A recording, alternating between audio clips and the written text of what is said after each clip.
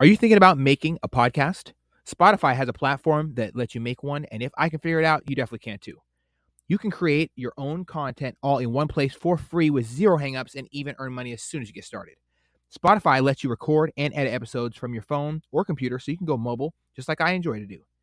My favorite thing about it is that you can create video episodes if you wish and upload them to wherever podcasts are heard. You can even set up subscriptions, or if you're like me, listener support options for listeners to help you grow. I 10 out of 10 recommend the Spotify for Podcasters app. Or, why don't you just step over to www.spotify.com/podcasters to get started on your own podcast. If you like what we do here at Off the Deep End and wish to support us, the best thing you can do is to share it on your social media. But also, you can tell your mother, sister, cousin, auntie, the kid that's walking by you down the street, your gym crush, anybody about the episode you're listening to and why you liked it. There's also another way to support us, and it's to go to the link posted in the description and on our Facebook page. And when you become a subscriber, you'll have access to subscriber-only content and ad-free listening for every single episode we put out. No matter what you choose to do, I do greatly appreciate you for tapping in, and please do reach out to our Facebook page so we can chat. Tell us what you feel, what you think, what you don't like, what I could improve upon. At the end of the day, this is meant to be a conversation starter. And just to be completely open and honest, every single penny that goes to the Off the Deep End program with subscribers is going to help other people by spreading the word via ads or getting new microphones so we can have more people at a time. And I really do appreciate every single listener. So thank you so much. I hope you have a great day and don't pass the pain. Awesome. So thanks for making all the trek all the way down here. Of course. I feel like you're driving to Africa every time you make the trek. Well, I really do appreciate you coming down either way, man. Yeah, dude. So I'm excited. Let's get straight into it. Why don't you start telling me a little bit about your childhood? Was there some fitness aspects in there, or was somebody super buff, or was there a magazine that inspired you to have this ultimate, physique that you're striving towards? So, as a kid, I was hyper as hell. I was active. I was always outside, playing outside, enjoying the sunshine. Rain or shine, didn't matter. I was always freaking outside. Causing ruckuses with friends. I was born in Seattle, grew up in downtown Lake Stevens. I was always out until freaking all night long with buddies, causing issues, messing around, fucking with people and having fun. But, I've always been really active. Like I said, I'd say my biggest role model when it comes to fitness, originally would be my dad. Now, my dad was big into sports when he was in high school. Later on, after he joined the Navy and things, he got into music. He's a fucking phenomenal guitar player. He was in multiple bands and stuff. Navy? Yeah. The Navy? Yeah. I got another brother out there. Awesome. Well, yeah. Shout out to him. It is that week of Veterans Day week. Yeah. So that's super exciting, man. Yeah. So, but no, it's cool. I'll get into that a little bit more. So, but when he was in the Navy, that's right when like the Seattle '90s grunge scene like blew up. Okay. And it sucked for him because he was he was really, really, really good. And he's like, fuck, I'm missing out on all this crazy shit, blah, blah, blah. He had got my mom pregnant while he was in the Navy. And with my oldest sister, Jessica, she is autistic. They didn't know off the bat when she was born. And obviously, as she got into her toddler years, they realized something was wrong. Mm-hmm. But basically, where am I going with this? He ended up quitting the Navy and he was very successful. I honestly don't even remember what the fuck his rank was, but he was very, very good, very high up. And, but he quit the Navy because she was born and he had to, he wanted to be back and be there for her. And, but when it comes to the influence, when it comes to like fitness and working out, my dad, he started forcing me at the age of like 5-6 years old when we got up. Okay, 20, 30, 40 push-ups. Let's do 50 crunches. Let's do, 50 squats, just all this body weight stuff. He had a couple 25-pound dumbbells. I remember picking those up, trying to curl those. Fucking him like, hey, don't drop that shit on your foot, blah, blah, blah. You'd be like, your grandpa David used to tell me pick up those fucking concrete blocks and do some rows and presses with them. And we got dumbbells, so you're privileged. You know what I'm saying? So you don't have to get your hands all cut up and stuff. Yeah. So I love my dad to death, man. He's definitely a big role model with that. He's what I call, a true definition of a man. Mm-hmm. Grit, integrity, respect. He's kind of sheltered, not very social. He's kind of closed off. He's changed a lot these past few years. I'll get into that later. Due to a situation that happened last year with my oldest sister Jessica that I mentioned, who has autism. It's a very emotional topic for me. Well, you know what? This is a platform where you share whatever you want to share, and I'm never gonna ever ask you to share anything you're not comfortable with. Man, I'm comfortable sharing anything, 100%, Okay. whatever it is.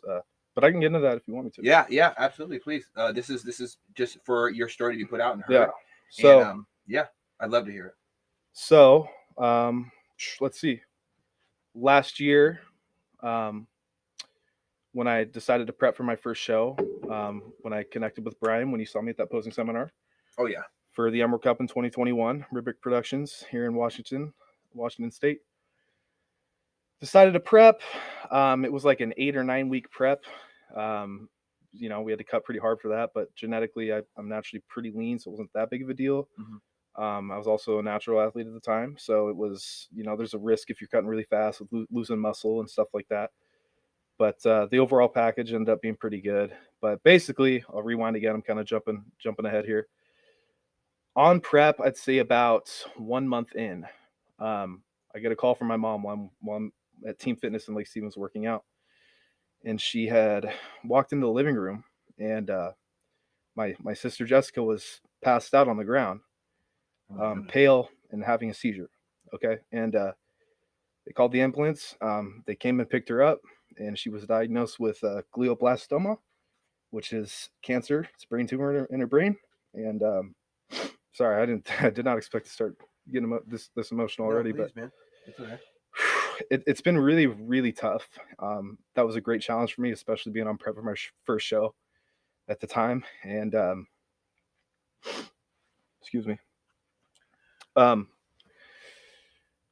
was a huge challenge for me, but it was also extremely motivating. I was able to, use that as a driving force to continue that prep and make it happen. And the way I did that is, I'm doing this for my fucking sister. I'm doing this for Jessica. Growing up, I was, with how intense I was as a kid and hyperactive and active. She's very, very sensitive to, high activity, noises, high energy, because typically people with, low functioning autism, even high functioning, they're very sensitive to things like that. And it can make them overwhelmed and anxious. So she's always had episodes of outbursts and things, but growing up when she was younger, she was very, very sweet, very kind. She's a very, very smart girl. I love her to death. She may be my older sister, but I will always be her big brother, in the sense that, obviously I am not mentally disabled. Mm-hmm. She is. So I got to be there to take care of her. And during that prep, being low calories, being dead, you know how it is. You did the Ironman, you fucking killed that. You took the overall. That was a huge inspiration for me, by the way. Oh my goodness! Dude, I followed that. That was badass. You honor me with your kind words, man. I took a very similar approach that I know that you take with putting things that are really hurting us at the time into right. Fitness for me, it was a lifesaver. So when I left the military, part of dealing with mental health is understanding what things can combat low times in your life. Right. So me unexpectedly getting out of the military, changing my lifestyle. Right. I wasn't happy with my current situation. I don't think I could have possibly been happy. Mm-hmm. So I had to put in integers to save me. And discipline is something that just comes natural to me, because I just enjoy it. I enjoy discipline. I like structure for myself. Mm-hmm. I think same here, man. Self-discipline, creates those, and those hard times are so similar, because when you put in these self-imposed restrictions as far as like dieting and stuff, it's self-love. It's not really self-discipline. And a lot of different motivational speakers, including Will Smith, have spoken about that. Yes. When you put in this, when you say, oh, I really could eat this pizza, but I don't want to look like shit come show day. Or, hey, God, this person is really trying to, I'm in a relationship. This person wants to get with me. Yeah. And I could, I could be an asshole and like pretty much a low life piece of crap and go for that. Or I can, I'm really in love with this person. Why don't I just be the loyal, faithful person that they deserve in this relationship? Because I do care about them, right? Yeah. So whatever version, I can create. That self-discipline is so important because it is self-love. And the more you go to the gym, the more the fitness, the more you feel the pain of your muscles creating these micro tears for the reps, and then the food fills it up and you feel better. And then, oh no, now I'm bigger, I'm stronger, I'm more healthy, I feel great, self-confidence rises, bam, mental health was solved for me. It was so simple to me. And that was it. And there were so many outside driving factors that I used for fuel in those times when my fire ran low. Kind of similar to, it's overwhelming to hear about that from your sister, because I can tell how much you really care about her, and and how you speak about your dad is inspiring to me. That's what all great fathers should aspire to be talked about as, like, the true definition of Thank the you. That's tough, right. That's right. Rug, that's right. That's right. All that toxic masculinity, man. I'm all fucking about it. Yeah, you know what? I love it. I love it. We can own who we are, and if people frown upon it, it's okay. That's okay. It doesn't have to be. And look, I'm not going to get into politics. It's not worth it. But I will say this, okay? Men need to be men. That I truly believe that. And now look, being a man doesn't mean you degrade women. Being a man doesn't mean you treat people like shit. 100%. Being a man doesn't mean that, hey, you don't need to hold yourself to a higher standard because you fit that gender role as an alpha male, whatever you want to call yourself. Being a man is, you have that unspoken aspect to it, to where, yes, you should take charge as an alpha male, but you have to be able to provide for those that you care about. You have to be able to allow others to provide, say your wife, your spouse. You have to let them pursue things that they want to do and take charge for themselves, right? You can't control people's lives, and that's what it is to be a man, in my opinion. 100%. I totally agree, man. Yeah. We have to, there's a lot of stigmas that are put on what a man or woman is. There's so many great qualities that can be said about men and women that are different, like they differentiate from each other. And I love seeing the differences. I love seeing people, cross those boundaries, and I love seeing a single mother step up and be the dad and the mom, and 100%, and try to and actually do a great job of fitting 100%. And that's another, I will use my mother as an example. My mom and dad got divorced when I was at a really, really young age. They loved each other to death. Things didn't work out. My mom was young. My dad was young. They were still figuring out life. Both of my mom's parents were adopted. They were very, very young when they gave birth to her, like under 18, I think, when she was born. And they were still trying to figure out life. They raised themselves, and ultimately that ended up, translating onto my mother having to raise herself. She was out of the house at 15 years old. She was she rented her first apartment, I think, at 15 years old in Seattle, something like that.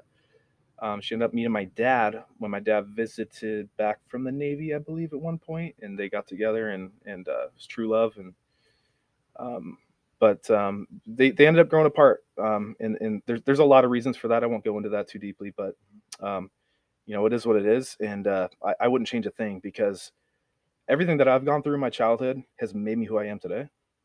Every motherfucking thing.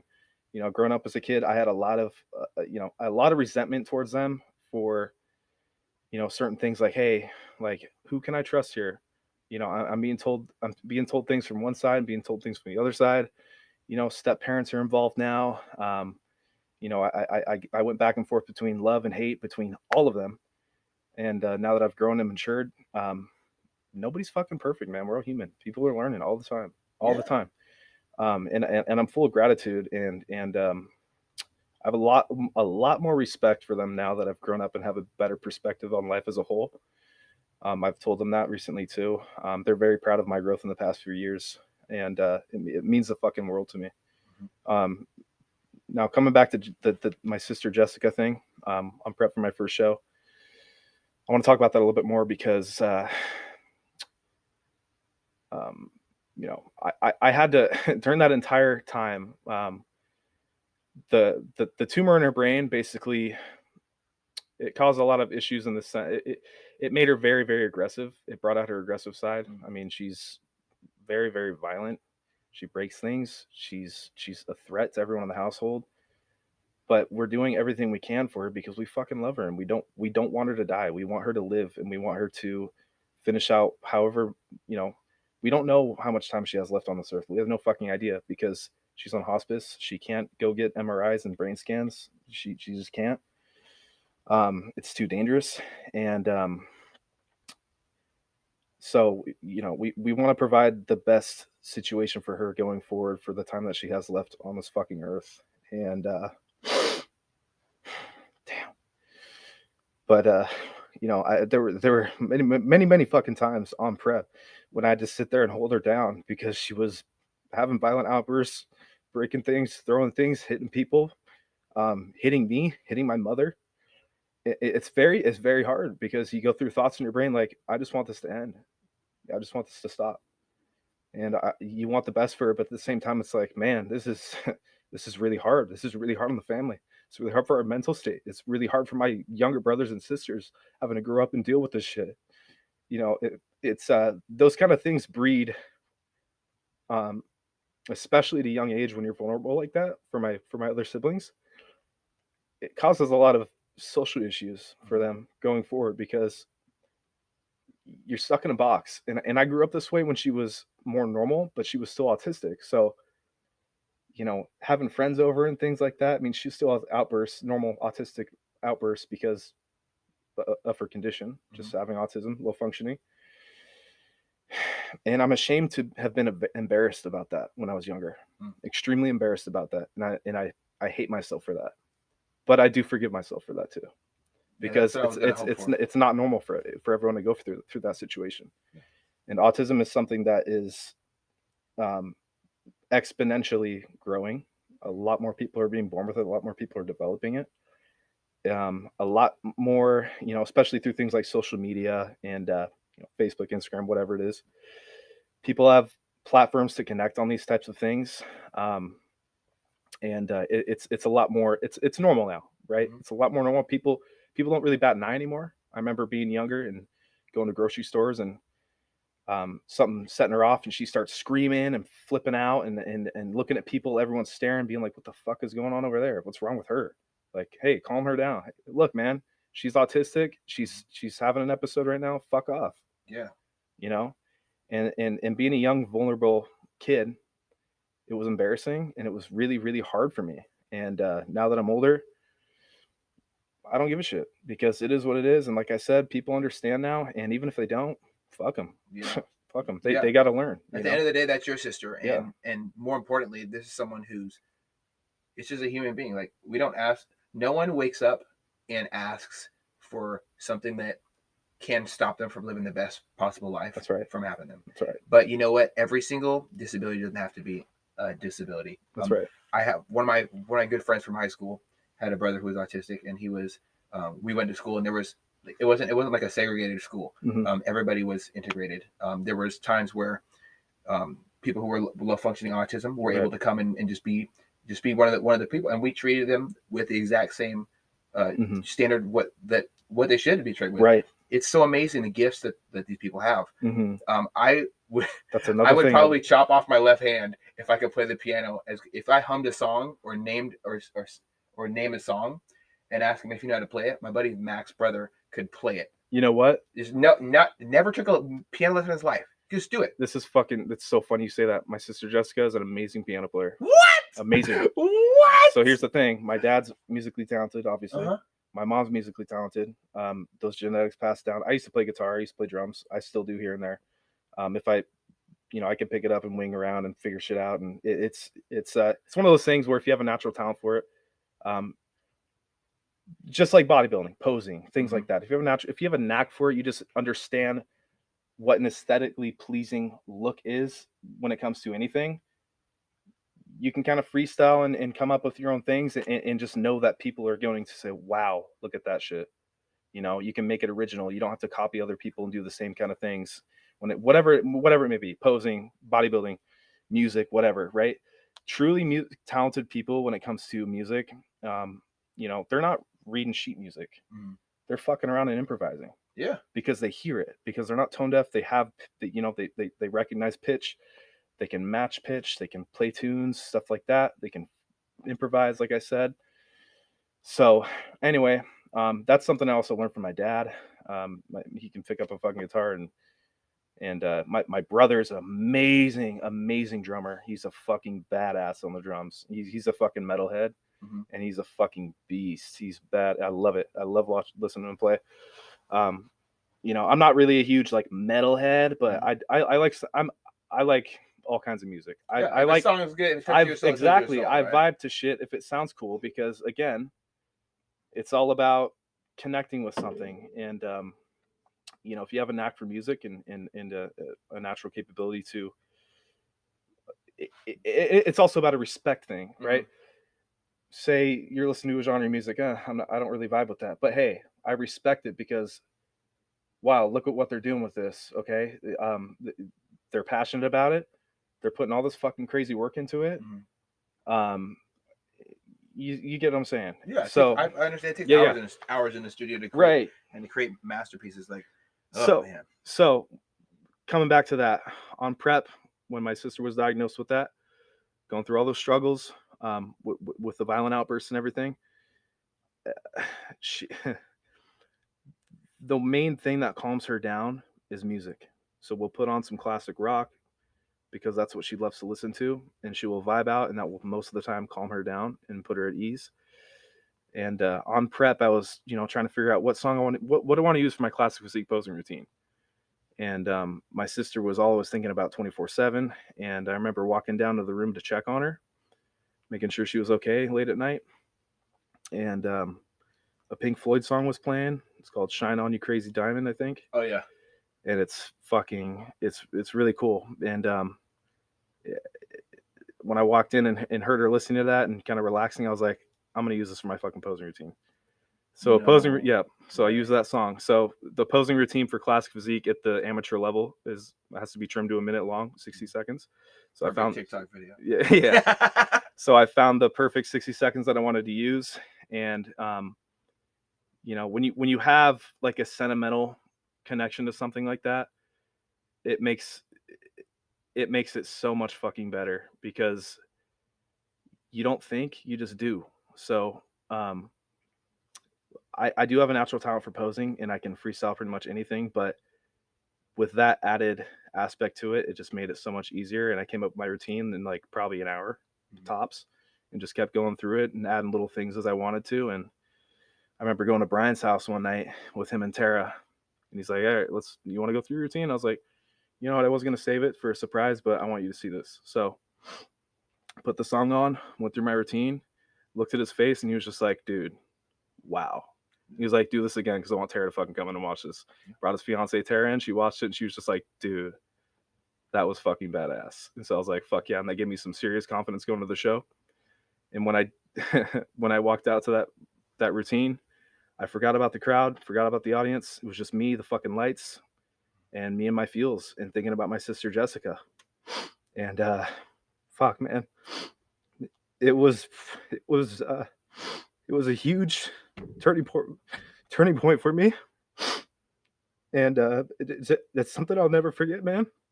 I will never forget that. I remember watching the video, man. It was an exceptionally powerful thing, and I could tell that it wasn't something you just made up on the spot. You can always tell at these shows the people that don't really take this thing seriously, this bodybuilding thing. Posing is one of the most beautiful arts that I've ever came across, and I've studied different types of arts throughout the year. I went to arts and technical school, so it was nothing more like, I can appreciate a beautiful weld. I can also appreciate ballet. I can appreciate connecting with music on a different level where it actually touches your soul. Yeah, I can appreciate someone taking a liking to a song. But what's so special about that, I had no idea, but I felt that when I watched the footage of it, that there was something connecting you to that song, and I didn't understand. And I'm so thankful that you were able to share their background and the reason why you chose that. There's nothing more powerful than dedicating a part of your life to somebody else. One of my favorite chief petty officers from the Navy, BMC Brontes, he retired as a senior chief, but to me, he'll always be my favorite chief in the entire world, right? Great human being. He said the best gift you can ever give to any human being is time. You taking time out of your life to perfect your body to that image that you presented there. You taking the time to suffer through. Some people call it suffering. I call it paying it forward to the ultimate look. But I would say suffer through sometimes because we do suffer. Yeah. So suffering through the diet, suffering, making small sacrifices like hanging out with friends, drinking alcohol, smoking weed and just eating candy. Right. Things you sacrifice these small things. All that was to show with your love language how much you cared about her. Yeah. And it ultimately made you this completely vulnerable, Mm-hmm. open human being, just like you're being today, but in an art form. Right. Posing is like slow dancing with displaying muscle as that's your canvas, right? So you're the Van Gogh. You're painting something that some people might not understand. Yep. A lot of people think bodybuilding is just about we all hear it, right? Steroids, the muscles, the ego. It's not always about that. No, it's rarely about that. Mm-hmm. And I understand it. I understand that perspective, because if you don't know, you just don't fucking know. You got to experience it to really understand it. Also, jealousy, Oh, fuck yeah, is dude. a big key component of that. Yep. I've always noticed people talk negatively when they're jealous of somebody else or what somebody else is doing. Yep. Instead of saying, what, it's not for me, but it's just not my thing. Yeah. And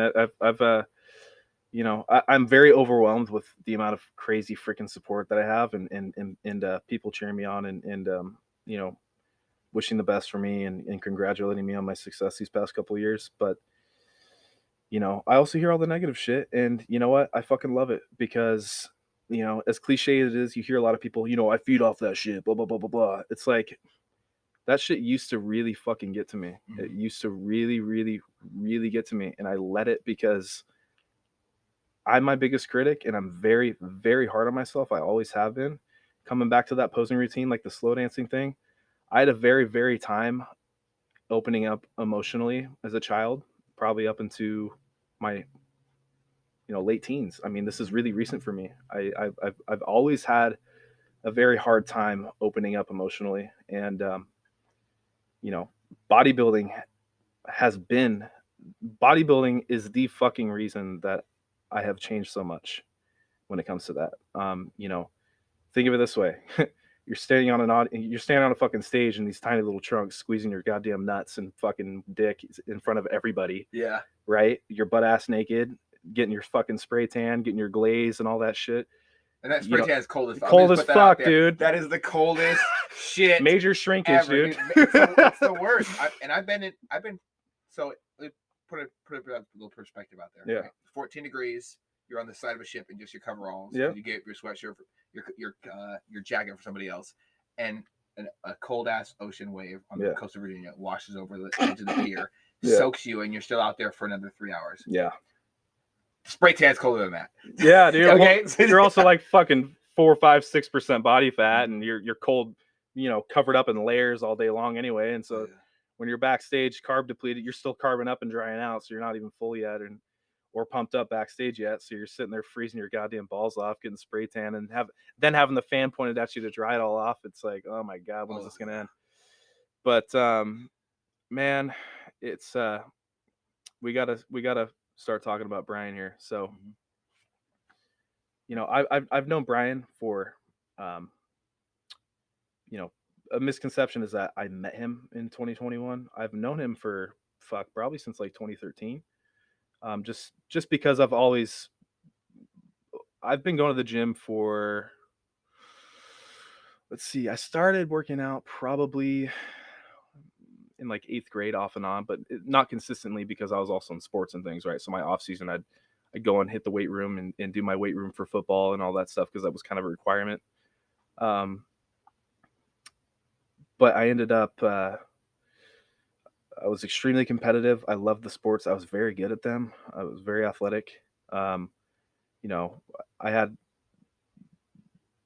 ended up getting a lot of injuries in high school, and most of that was due to not eating the right kinds of foods, malnutrition, not eating enough calories. I was expending a fuck ton of calories because of how active I was. And I just didn't really pay attention to what I ate. Did I catch all that? Okay. Anyway, so started paying attention more to what I ate, and after the injuries, of course. So the initial serious injury that I had was during one of our weight room sessions for football practice. It was the off season, but you're never really off season, just like bodybuilding. Just like bodybuilding. You cannot wait. Yeah, I mean, we got those, we got spring camp, we got weight room, we got fucking scrimmages, 7-on-7 practice, all that kind of stuff. By the way, I went to Lake Stevens High School. And basically I was squatting. I think I was going for a max at the time. Not very much weight. I was a sophomore in high school, probably 100, 130 pounds tops, maybe.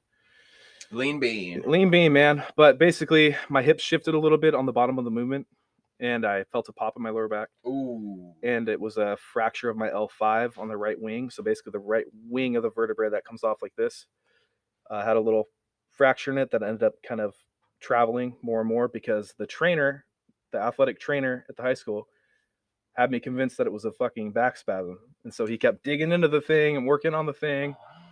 And he's like, yeah, you should be fine. Just, we'll just keep working on it, blah, blah, blah. So I kept lifting, kept doing my thing.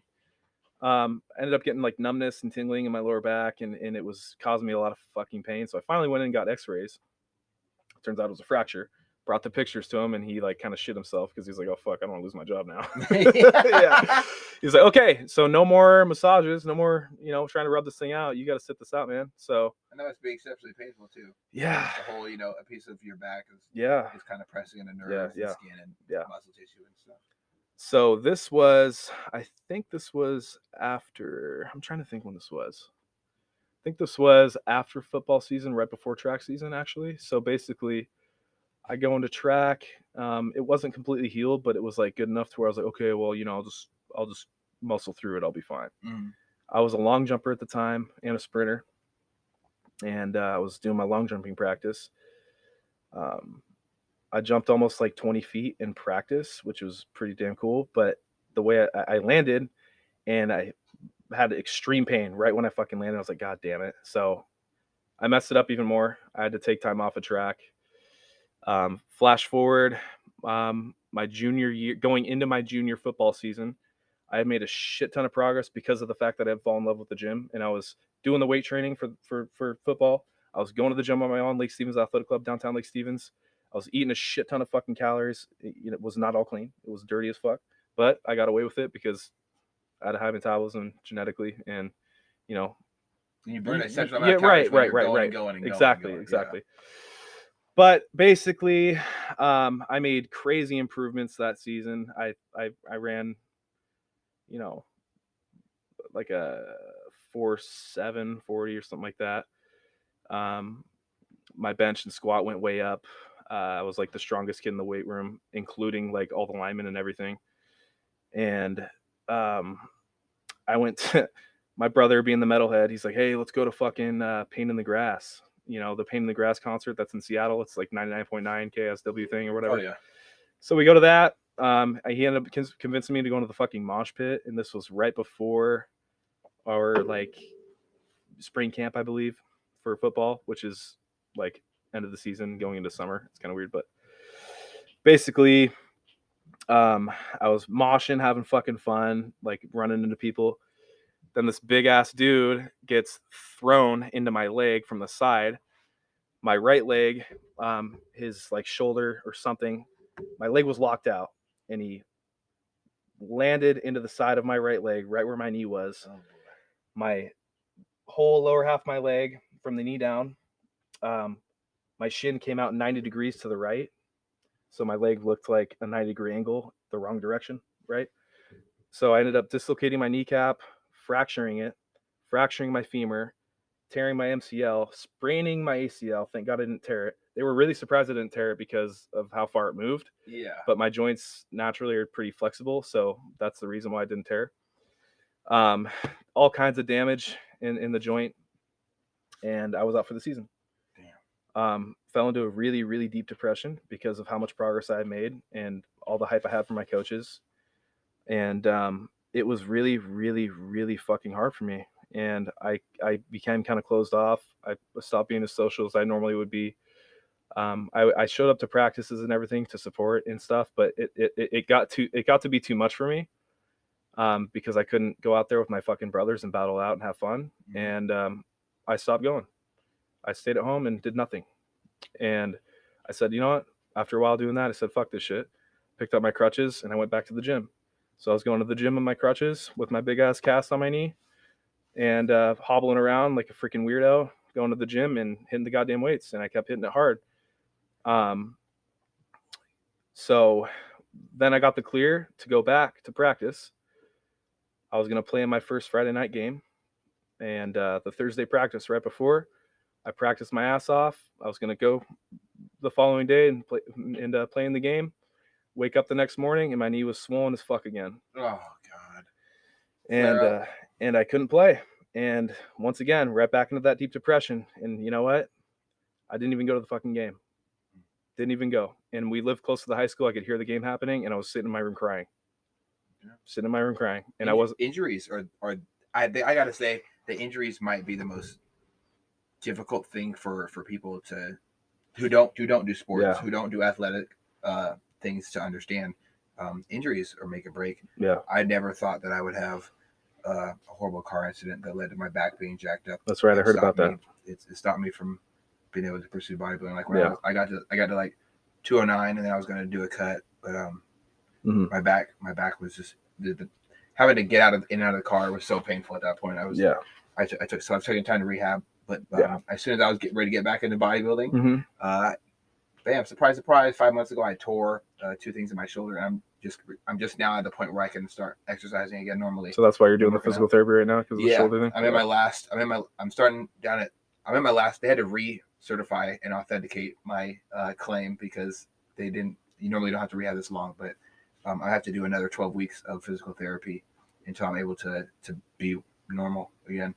And it's all bad in my shoulder. The pain's gone finally, but the mental state that having an injury puts you in is so debilitating. Right, dude. It's dark. Yep. You don't feel like you're not you. Right. And you don't want to be around people. Yeah. You just want to be alone. And especially when someone like yourself has that passion for activity and getting shit done, like the man you are. And I have a lot of respect for you, by the way. I appreciate that, man. A lot of fucking respect for you. I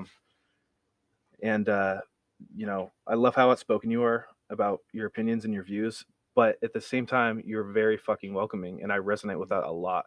You will sit there and have a conversation with someone and listen to what the fuck they have to say. That's our biggest problem we have in this country right now. Oh God. That's why we're so polarized, because hey, we're fed what we like on Instagram, we're fed what we like on Twitter, whatever the fuck the outlet may be, because the algorithm is set up that way. And people are stupid enough to just fall into that habit of, oh, I must be right because this is what I'm fed all day long. You have to learn. Fucking set that shit down and have conversations with people. Yes, brother. And figure that shit out. You will connect with someone much fucking more that way. You will find out, hey, look, oh, we both do this, we both do that. We both went through a similar situation.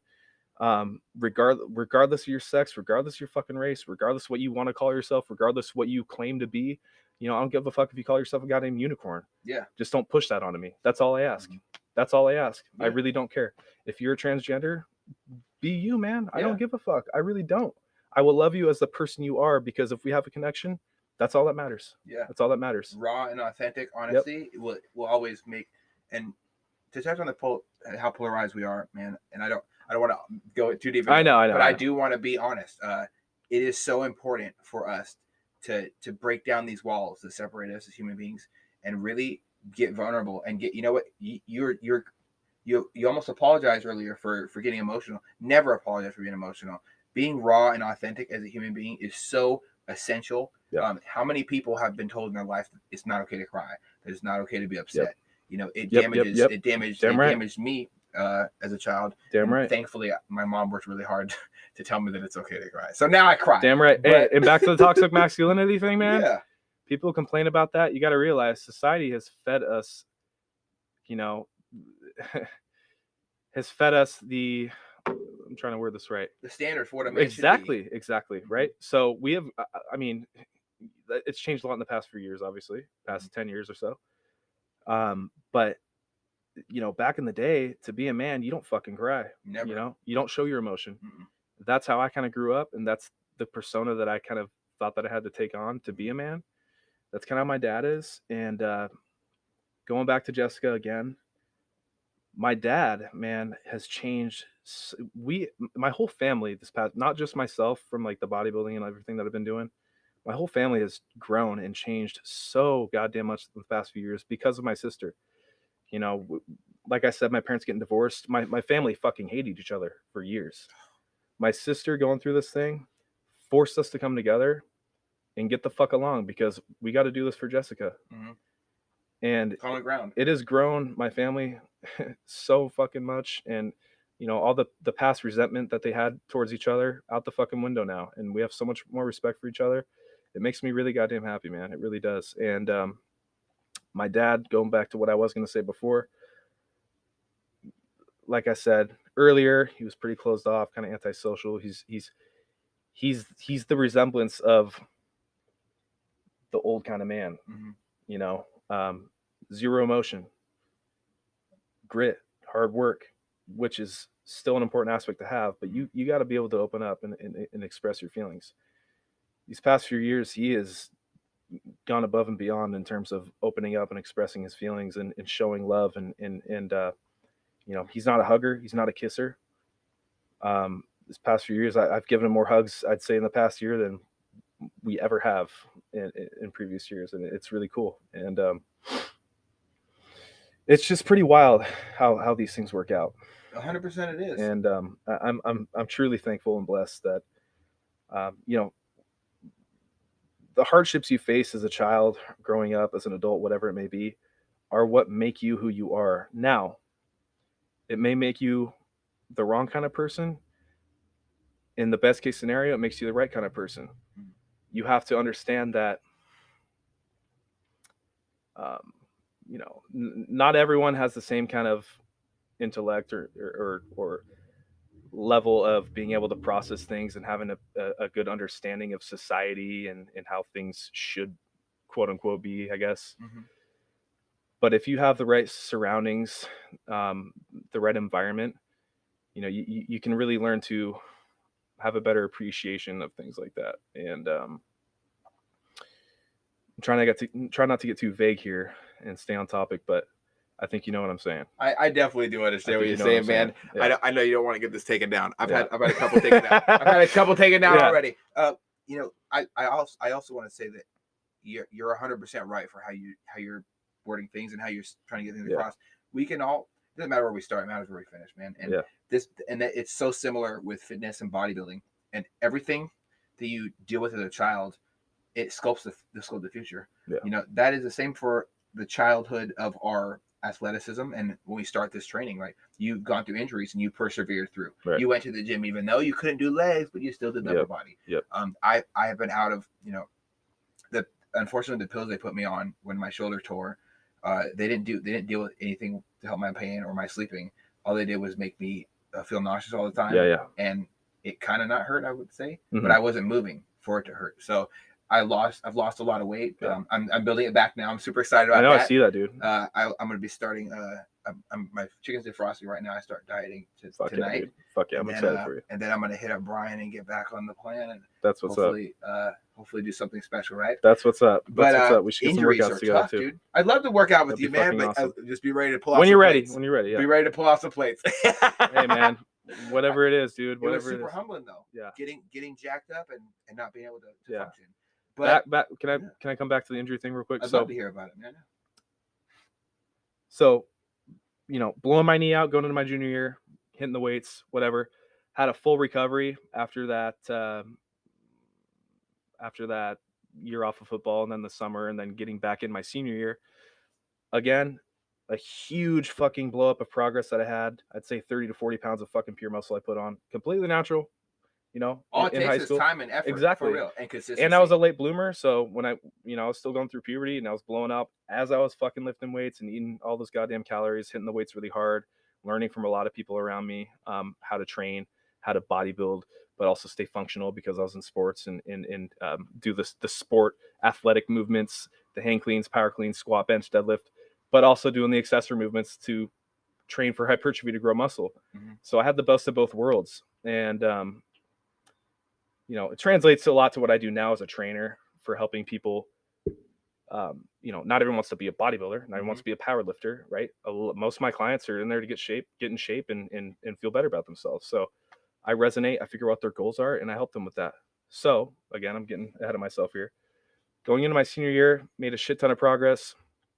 Ended up running a 4.5 40 My bench was like, I hit 315 on bench my senior year of high school, 405 squat senior year of high school. Did I say 454? Yep, 4540. My track, my numbers went through the roof, my sprints, everything. And my sprinting track coach comes up to me and he's like, "Do we need a fucking drug test you, dude?" I was like, "Fuck yeah, you do. Go for it, dude. Come on." Good luck. And clean as fuck, Yeah. obviously. And they were mad impressed. And I was like, "Dude, look, I put my head down and I fucking went to work, man." Mm-hmm. And I didn't talk about it. I wasn't the outspoken guy, and I've never been a braggy kind of guy. I take pride in being humble and staying humble. And we got to support each other in this world. We got to help each other out. And we have to also claim our victories. 100%. And I've learned that too. I know, because you were. I think something. I'm going to say something, and if you don't agree with it, it's okay. I think something in you broke with all this success. People walk a line of humility versus ego, mm-hmm. and some people think that you can't be too humble. You can be too humble when you don't pat yourself on the back. I agree. You have to claim your victories when they're yours, man. For the longest time, I really had a difficult time saying, it started off for me with my fitness stuff. It started off with, "Hey, I'm here another day, and I don't feel like harming myself. I don't feel like committing self-harm," which is a big issue for vets right now. But like that one small step turned very, very quickly into, "Hey, I've put on another pound of muscle this week. Wow. Right. Oh, wow. I haven't missed." And then it turned into, "I haven't missed a meal this week." And then, "I haven't missed a meal or cardio session or weight training session this year." Yeah. And that is what ultimately leads to the victories. I had a lot of, unfortunately, like obviously it wasn't a huge show or anything, but to me, every show, every day, every show's huge. Every day in the gym is huge. Every single day I'm still on this earth, for me, 99% of this population can't go through a bodybuilding prep. Yes. And 100%. That's not shitting on anybody. This is a weird taboo thing we fucking do. Mm-hmm. You really have to have that kind of killer mentality to be able to go through something like that. And a lot of that stems from trauma. A lot of that stems from things you've gone through as a child. A lot of that stems from, just being born with that fucking grit and that attitude to say, "Hey, I'm doing this shit for me and I'm going to fucking get it done because this is what I love to do. And I'm here for a goddamn reason. I'm going to go fucking get the job done." 100%, man. That's all it is. You have to commit to things and go through all the way. And that kind of mentality is what keeps me moving. I'm my biggest motivator. I really am. I am my biggest motivator. I'm my worst critic and all the things. As cliche as it is, we hear it all the goddamn time, but it's discipline over motivation, right? Mm-hmm. I'm my biggest motivator, yeah. But am I motivated every day? Fuck no. I'm not. Fuck no, I'm not. Someone tell me, "Oh, I need some motivation." I said, "No, you don't." No, you don't, man. You don't. When you're 2-3 weeks out from a show and you're dragging ass, you think you're that motivated? No. I mean, yes and no, but what's going to get you up and out of bed when you literally, it takes all your energy to fucking move your leg? Uh-huh. It's discipline, because you have a fucking goal. You have an end goal, and you're not going to let yourself down. And especially when you have people putting in time and effort to back you up, you're not going to let them down either. You cannot do that. You have to do this to prove to them that you respect and you're thankful for what they're doing for you. You got to recognize what people do for you. And that's where Brian Click has been an amazing motivator, an amazing best friend of mine, coach. He's all the above for me. And, it's funny because, like I said, I've known him probably since like 2013, just seeing him in the gyms and stuff. I remember him approaching me when I was really, really young. Like, "Hey kid, dude, your back looks fucking crazy, man. How old are you?" I'm like, 16. He's like, "Wow, I see you going places, man. And hey, look, I'm, anyway, he just complimented me. Then I saw him a couple years later when he started doing coaching. He wasn't weird and pushy like a lot of these coaches are around here. I hate the pushy coaches. I hate it. They'll walk up and grab your butt. And he's pushy in the exactly. He's pushy in the right kind of way. He's fucking motivating. And what he did was, I was at PA Fitness up in Smoky Point. Him and Marlon were there. Oh, you know Marlon, obviously. I love Mar. Mar's the best, dude. I love that guy so fucking much. He always gives me the big hugs. Yep. My back hurts. Yep. What's up, baby boy? Yeah. Yeah. But Brian comes up to me again. He's like, "Jack, I just got to say, dude, you look fucking crazy, man. Whatever you're doing, keep doing it." And he's like, "What I am going to do is I'm going to give you my business card. I'm a coach. And look, no pressure. Whenever you're ready, man, I just want you to know that I want you to hit me up because I will make you a champion." Mm-hmm. And he said it with pure confidence, looked me right in the fucking eyes, and he said, "I will make you a champion." and I got fucking goosebumps. And I said, hey, that little weird destiny feeling. And I said, and there's something about that guy, you know. We just have the deepest connection, man. I haven't. It's like we're meant to be, dude. And it's like the brother that you didn't know you had. He's the brother that I didn't know I had. He's the brother I didn't know I had. He's just there. And basically, I told him straight up because, you know, I like to be straight fucking forward. I preach that all the time. I don't bounce around the fucking bullet. I'll tell you how I feel. I'm going to be honest with you because people deserve that. You know, it's a respect thing. If you bounce around the bullet, then what are you doing? You're wasting people's time. I hate liars too. Yeah. Dude, me too. So basically, I told him, no, look, I'm definitely interested, but I'm not ready for that. You know, I'm not ready. I'm going to keep doing this. I'm enjoying what I'm doing. I just love to work out. He's like, okay, you know what? Hey, if your mind changes, you want to do this, hit me up, man. I will make you a champion. He said it again. I shook his hand. We left it at that. He was, you know, a couple times he would slide up on posts or whatever, me, you know, taking my fucking shirtless pics, trying to look all sexy and whatnot. My lifting videos, squat bench, whatever, just show my numbers, having fun.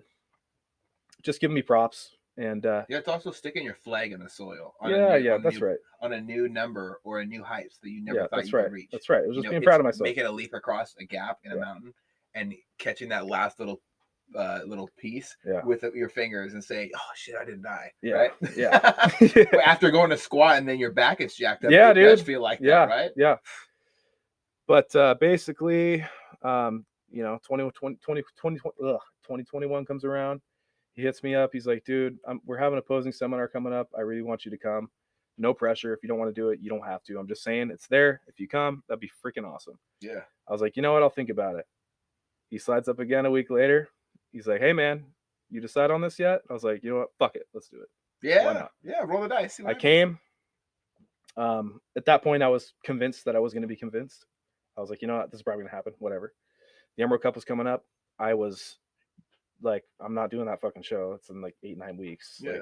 But I'll start the plan and I'll do this and start getting ready or whatever. See where I can take my body. I met you at the seminar. Yeah. You're a fucking positive goddamn like beam of energy. And I was like, dude, this guy's badass. What? Fuck yeah, dude. What? And you were leading the men's physique posing and shit. And you're like, okay, dude. And I knew you fucking improvised that shit. That was on the fly. Yeah. But you handled that like a fucking honest boss, dude. You really did. I spent a lot of years training people in the military. So speaking of people, okay. You don't need this cookie cutter. Like same thing as those. I hate the approach as much as I hate those coaches that do cookie cutter diet plans, right? I don't like cookie cutter words. When I speak with authenticity. Yeah. That's why I stutter when I get emotional. That's why my voice shakes when I am passionate about something. That's why I get confused. That's why I say in all my videos when I do a fundraiser. Yeah. I'm just being raw and authentic, and being raw authentic. You can't have a plan for everything you do. Yeah, you kind of got to let it roll. You gotta just be here in the moment, and that's when you have the most effective change on other people. And how you cannot be a teacher with saying the exact same things. Yeah, you don't follow the syllabus. That's not how everybody learns. No, just be raw and authentic. So 100%. I'm trying to break it all down in a way that people can get it. Yeah, and I'm not a superstar or anything. But I am a superstar at being honest. It's really important. You're very wise and you're very humble, and I connect with that all day long. I really do. You're very fucking humble. You're very wise, and dude, your energy just pours out that way, and that's all I got from you, man. Right off the bat when I met you, I was like, dude, this guy's fucking legit. This guy's awesome. Dope. I'm serious. Yeah, that's exactly what I want people to say, man. Yeah.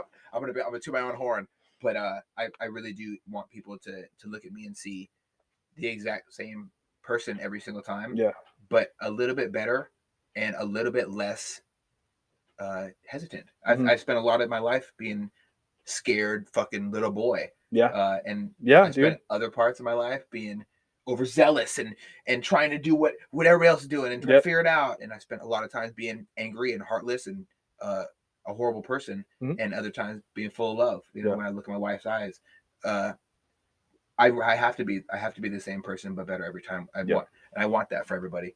But like going to the posing seminar with Brian, it was a no-brainer. He's like, "Hey man, you want to come and check out this out?" Yeah, let's do it. I just shared what things I've learned. I have an uncle who's a coach for a judge for the IFBB and NPC, and I didn't even hit him up my whole prep because I didn't want to feel like I was cheating or anything like that. Right? Oh yeah, really? My aunt's IFBB pro, and that was my first experience of what fitness looked like. Yeah. Going outside of the status quo, what a woman's supposed to look like, and doing things that help your mental health, right? Yeah. So it was a no-brainer to me. Oh yeah, I'll show up. Come on, Brian, let's go. Yeah. And so seeing you, I'm just like, this is the Jack he spoke of. This is Jack. Okay, this is that. Jack. There's one Jack.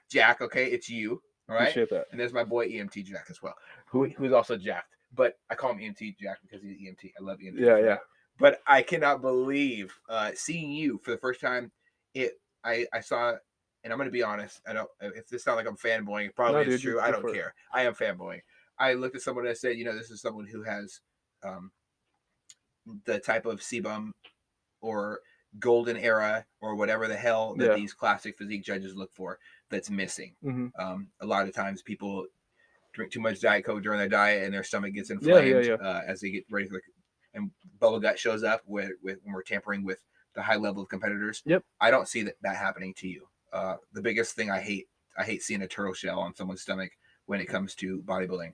You have a very, very small waist, great shoulder to waist ratio, full chest, tricep to bicep ratio is great. Mm-hmm. I love the fact that you train your calves. Your quads are amazing for somebody. I didn't even know you had that injury. And you don't. Yeah, I had a quad tear too.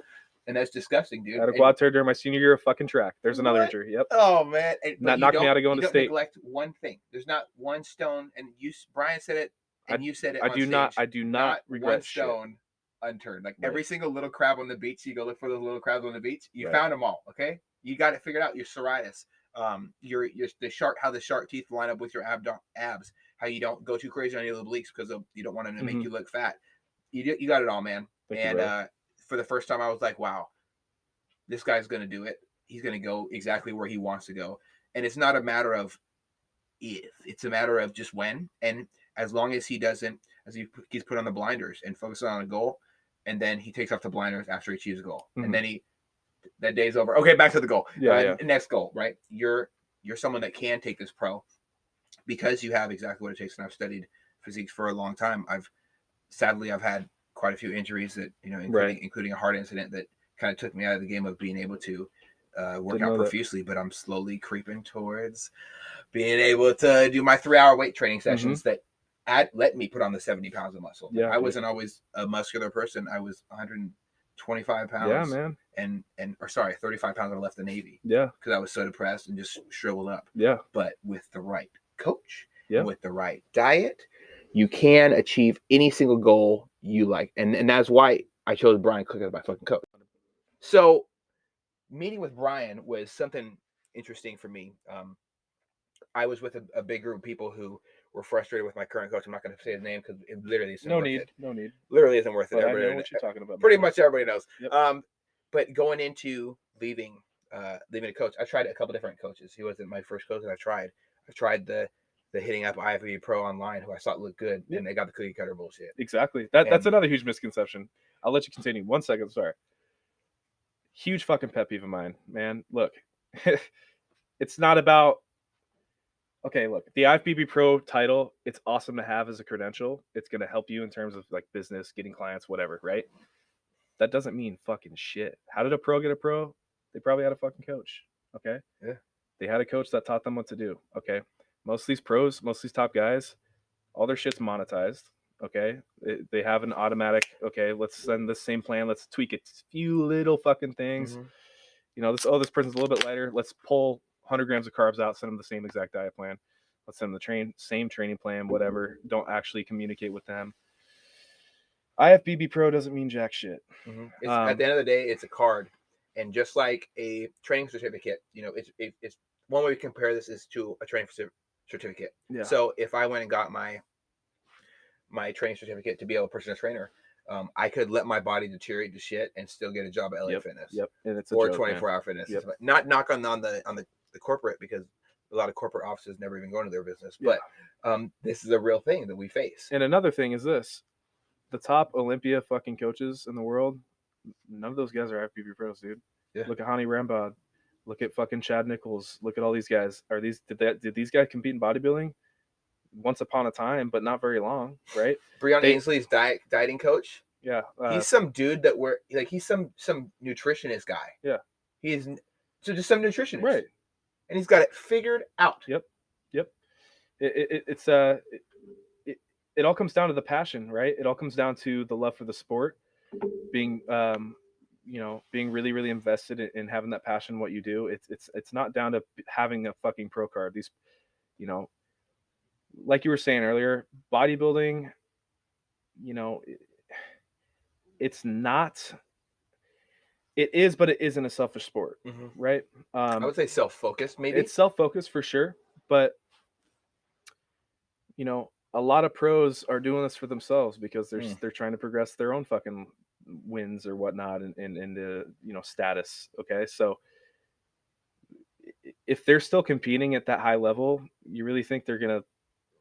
I mean, I can't speak for everybody, obviously, because me personally, I do have that kind of passion for this and for training clients and posing clients and I'm not just saying this to my own horn, but I genuinely have a passion. I see it with the people that people drive to your shows not to see just you flex it in some tight shorts. Yeah, dude. Some people show up because they really do believe in you. Yeah. And seeing one of your clients show up, you drove all the way there. It was dude, it was an emotional thing. That was really emotional for me. And but anyway, I want them to know, like, if I'm putting all this work in for myself, and they got to see me suffer, and they got to see my moods go up and down, and they got to come to my training sessions when I'm a little bit more cranky because I'm tired, depleted, and hungry.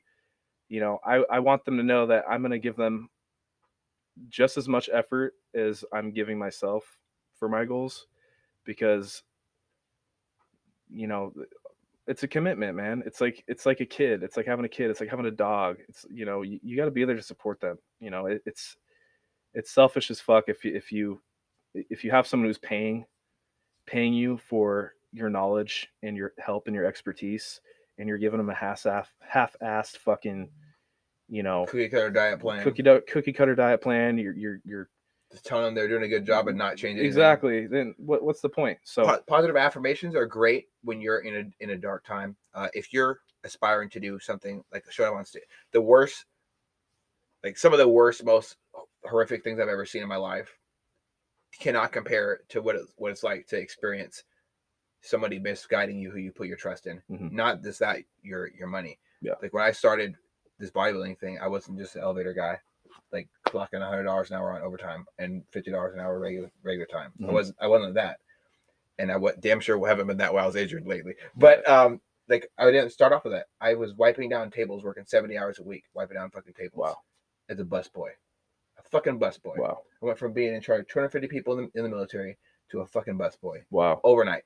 Wow.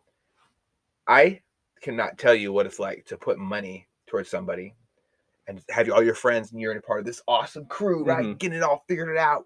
Yeah, our team is family, whatever. We're all paying different amounts. Yep. We're all some people get discounts for bringing more clients to them. And ultimately you show up on stage. I was pissing blood come my stage time. Really? I couldn't even be excited. My whole family, my sister came, visited all the way from college to come see me at my first show, and I was not a functioning human being. My wife begged me to go to the ER, and I didn't. Wow. I should have probably. You should have. Got an IV. I would have been good, right? But yeah. and maybe some normal stuff, but my body was shutting down, and then afterwards, I had a pretty serious heart incident. So, like coming back from that and starting bodybuilding, I needed the right coach with the right approach, right? And I always tell people, hey, I'm not gonna talk about dieting. Oh, I need help dieting. I don't know what I'm gonna do. Hey, how did you do it?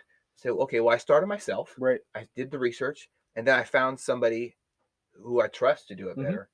And different coaches have different approaches, but I can honestly say there's nothing like the approach of Brian Click. I fucking live by the sword, die by the sword for Brian Click. He's somebody I trust personally. I can call him right now, and if he didn't answer right now because he was obviously with a client, he'd text me back and say, "Hey, I'm with a client right now. What's up? Are you okay?" Yep. The first thing he does when he answers and picks up, "Hey, how's the wife? How's the dogs?" He knows my living situation. Yeah. He knows he's gonna ask how my shoulder's been doing. Yeah. He really cares. Yeah. He really cares, and that's what separates him from most coaches. He's a human being. He's pure. He's not corruptible. And for those that don't know, you know, it's a misconception that as a coach you're sitting around doing nothing all the time. It's the easiest job in the world. This guy does 0 breaks. He barely fucking sleeps. His mind is firing on all cylinders 20 goddamn 4/7. It's almost unhealthy. This is what makes Brian, okay? Yeah. He has the deepest passion for what he does that I've ever seen out of anybody. Ever in my entire goddamn life. Ever. And you know, I have endless respect for him for that. Endless respect. And you feel his passion, you feel his love.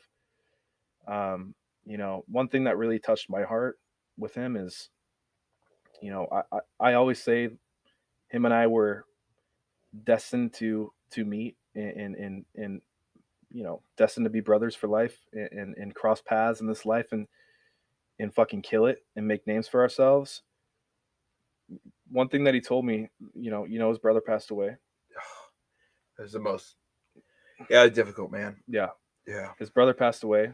Very, very, very hard on him. You know, he cries about it all the time. You know, I don't want to go too deep into that. That's his fucking business. It's not my business to speak on. But I will say this, and it makes me very emotional talking about this. He told me that I came into his life at the perfect time. His brother passed away, and he told me that I filled that void for him, and he truly thinks that I was meant to be his brother, and to fill that gap, and I love that, man, and be there for him, and you know, and it's funny because at the same time, my sister was diagnosed with cancer, and she's dying right now, and he filled that void for me, and I just have no words to explain the feelings, you know, that brings me. It's just, it's overwhelming. It's overwhelming love. It's overwhelming support. I will never, ever cut ties with this guy, no matter what. It's him and I all the way through the end. And, you know, whenever him and I have an issue, we fucking figure it out. Why? Because we're both straightforward and we're fucking communicators. We talk shit through. People that he's had problems with in the past, you know, it's people who are scared to speak up for whatever reason. Maybe it's intimidation because they know Brian's a smart motherfucker. They know that Brian's not going to back down. They know that Brian's not a weak fucker. He's not weak-minded. We have a mutual respect for each other, like no other. If he has a problem with me, I will fucking listen. I will listen to his side, and I'll say, hey, and we're both very, very logical. If he has an issue, I will listen, and most of the time, he's probably right. And I'll say, you know what, you're fucking right. I apologize. Let's figure this out. Let's move forward. Same thing on my end. I've had a couple issues with him in the past about random things. Nothing huge, right? It's your typical best friend, brother situations, right? You cut these 50 grams of rice out. Yeah, dude, are you kidding me? Yeah. Some more serious than that. More serious than that, yeah. But, you know, he respects me because I come to him privately and talk to him about these things. I don't fucking, you know, you don't bash someone. You don't take something and blow it make it something that it isn't, right? Yeah, you sit down and talk to the fucking person, and then we figure it out and we move on. And that's what it, you know, we've grown so much closer because of things like that. A couple weeks ago, I was 2 weeks out from this past show. Which you murdered. Thank you, my friend. It was concerning seeing you. I'm like, is this like the first time? I think this is the first time like the PNW is really getting a taste of what like pro level athletes can do. Dude, this show was fucking stacked. Yeah, man. It was stacked. Yeah. Yeah. Anyway, I was 2 or 3 weeks out from my show. I'm not going to speak on what happened. It's his business once again. But he had an incident that happened and put him in a really, really dark spot. And he didn't know how to handle it. He didn't know what to do. It was very sudden. Mm-hmm. He didn't want to bring me into it because he knew I was on prep and everything. He didn't want to put me through that. But I told him, hey, what's going on? Call me and tell me what's going on right now. Yeah. He calls me, told me what was happening. I said, I'm on my way. I'm going to come stay the night. Yeah. Packed my fucking meals. I went over there and I stayed the night with him and we talked all night, hugged, cried. And right when I told him that I was going to come over that night, he started crying. He's like, bro, really? I was like, fuck yeah, dude. You're my fucking brother. I'm coming over. He's like, Jack, I fucking love you, man. He started crying. I came over there. We hugged it out. We talked through it. We figured a lot of shit out. The next day, we both felt much, much better. Right back onto the fucking goal, and we crushed it. So, and you packed your meals with you, of course, right? Yeah, of course. Okay, just making sure. Yep, packed all my shit. All right, yeah, because you look like you didn't miss a meal, man. I can honestly say there's nothing that's more inspiring to hear. You know, me going like everyone's gone through tough times. Yeah, it depends on how tough they are, and whether you let it make you or break you. That really creates these diamonds as human beings, right?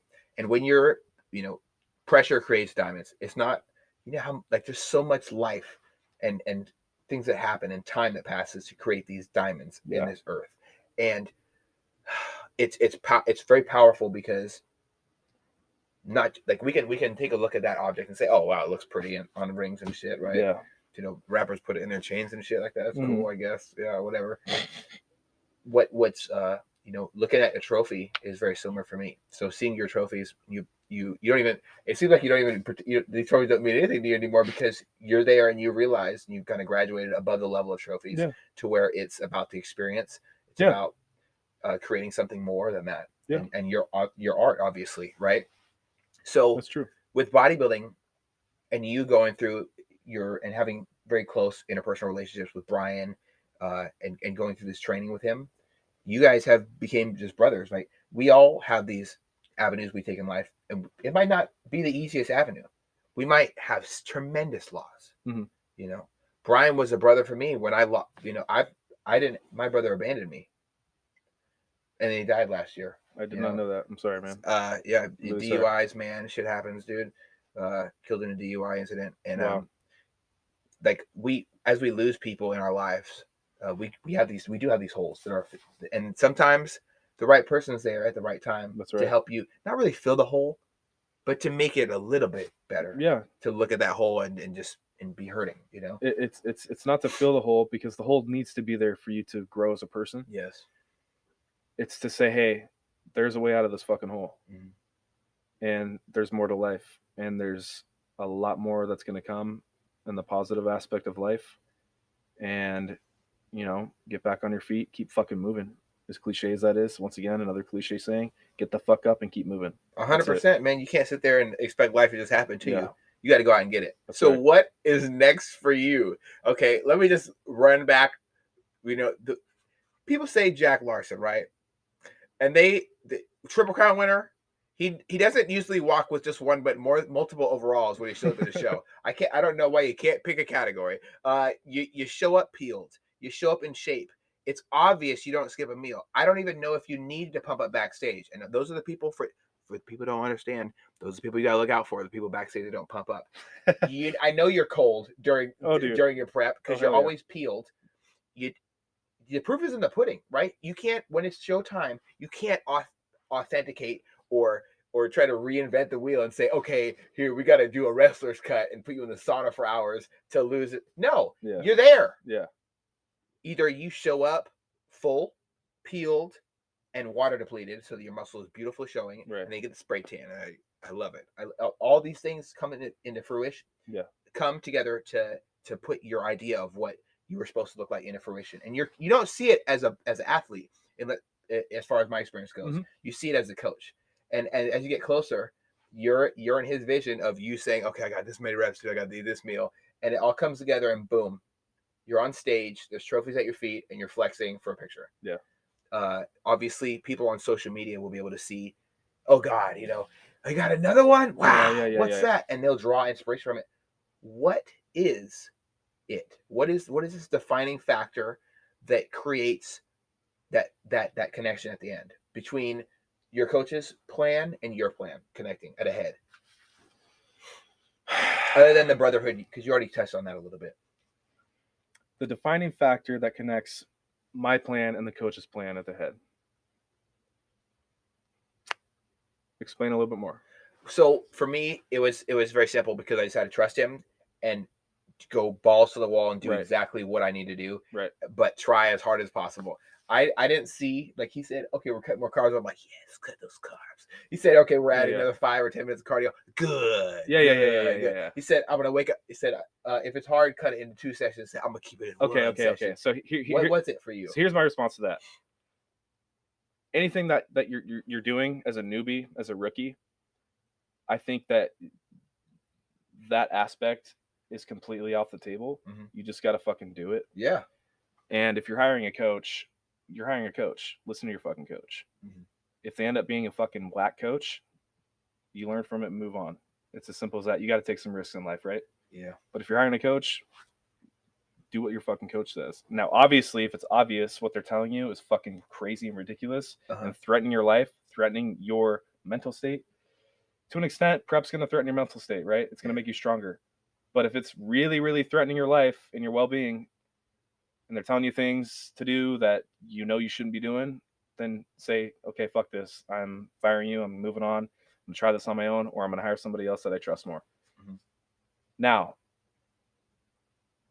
if you have the gut instinct to where you know you can trust somebody, like I do with Brian, like for my first show, you know, you follow that shit to a T and you get it done. You have to have a little bit of experience before you can make those connections that you're saying. Mm-hmm.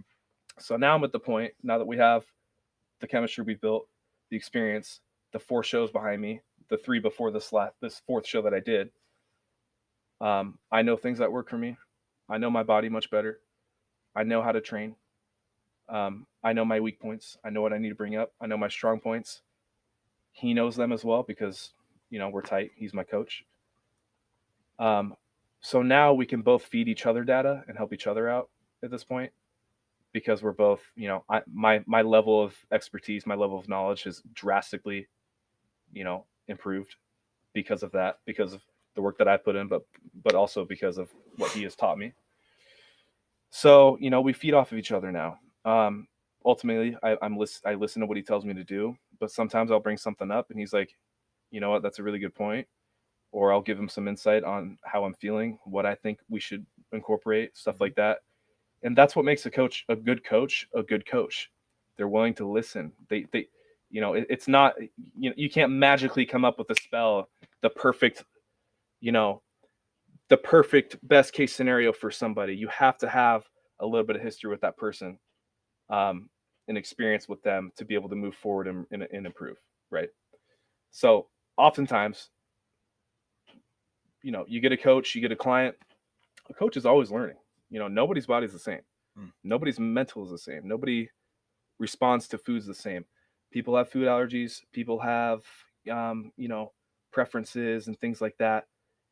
You gotta go through, you know, like if you get a new client, it's nice to have a little bit of time with them, say a good full off season or an initial prep or even a mock prep to see how they respond to things. So then you have some data to move forward with. For me, that wasn't the case. Obviously, I am going to say I am blessed with good genetics, obviously, but I'm also a hard motherfucking worker. So my first prep, I went right into prep for a very short prep.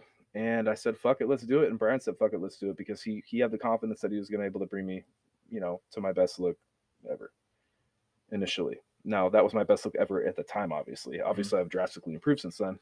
But I was happy as fuck with the end result with that show. For my first show, 100% natural, you know, 21 years old at the biggest regional show in I think the country, or at least the Northwest, the Emerald Cup. Definitely at least the Northwest. Yeah. I know people who flew from Japan. Yeah, dude, it's insane. So, you know, I took second in my overall class in classic physique. The only reason I lost was size. That was the only reason. My shape was better. I had multiple judges say the same thing. I won all the true novice and novice classes I did in classic physique and men's physique. I won all those. So I was inside of an escalator watching it live when all this happened. Really? I was so excited. I was like, yes! the security guard's like, you need to keep it down. I said, you need to keep it down. yeah. Watching this shit. I fucking love that, man. So then he started watching it. He's like, wow, people look like that? Yeah. It was. And I went the overall for men's physique. So I won my open class in men's physique as a 21-year-old fucking natural kid. So, you know, I couldn't be happier with that. Got to be in the overall with Dustin Blair, who took the overall that year. Fucking awesome. Love that guy to death. You know, that a prep, especially at a young age, will fucking make you a man. that will turn you into a man. Real like quick. Anthony Israel that you had on here. Yeah. That kid, I am I am so proud of that kid. When I first met that kid was when he approached me for a posing session. We did our posing session. He was extremely timid. He was extremely shy. I could tell he was really sensitive.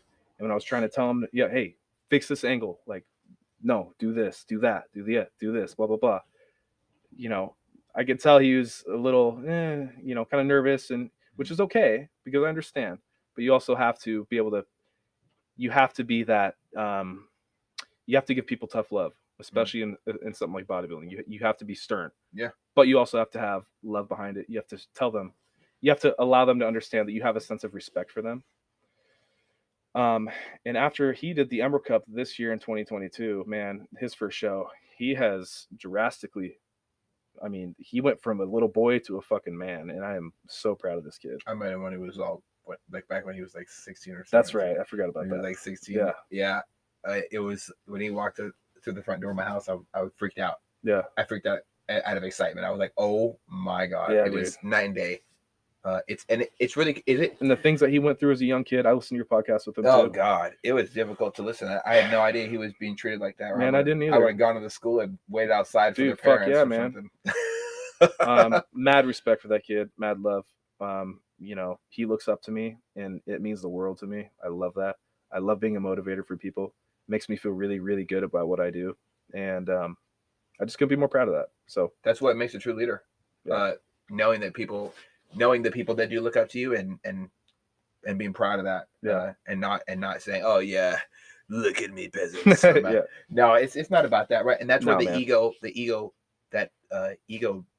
stereotype disappears when it comes to you. You don't have that. And that's where people like you and I become too humble because we don't want to be that person. I hate those people. Right? But then when you figure out, hey, look, like, yeah, be humble. Don't be that person. But claim your fucking victories. Claim your victories. Claim your fucking, you have be to. proud of that. Yeah. You have to, man. Absolutely. So something I have to know, just as, again, I'm fanboying. It is what it is. Fuck it. What's next for you, man? I've seen you've done Triple Crown. You always walk away with more than one weapon of obviously like a trophy sort, right? Right. They're not sharp, thank God, because I almost cut myself. Yeah. I would probably cut myself. So what are these things? What's next for you? You have great goals.